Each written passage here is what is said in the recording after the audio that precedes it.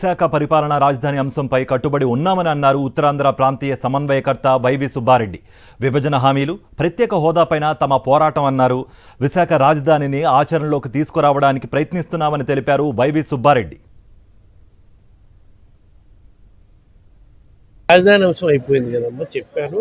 ఆ రోజే చెప్పారు, పార్టీలో చర్చించి ఒక నిర్ణయం తీసుకుంటామని చెప్పారు. మేము ప్రధానంగా పార్లమెంట్ సభ్యులు కానీ ఎవరైనా రాష్ట్ర విభజన అంశాలు, ప్రత్యేక హోదా, ఈ అంశాల మీదే మెయిన్గా పోరాటం చేయడం జరుగుతుంది.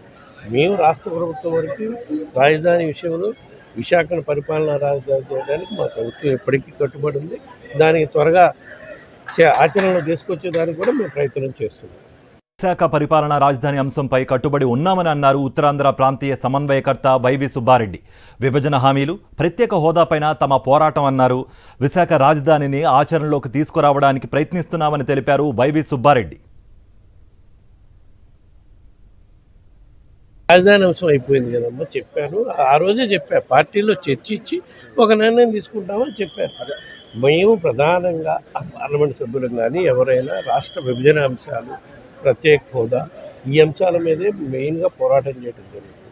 మేము రాష్ట్ర ప్రభుత్వం వరకు రాజధాని విషయంలో విశాఖను పరిపాలనా రాజధాని చేయడానికి మా ప్రభుత్వం ఎప్పటికీ కట్టుబడి ఉంది. దానికి త్వరగా ఆచరణలో తీసుకొచ్చేదానికి కూడా మేము ప్రయత్నం చేస్తున్నాం.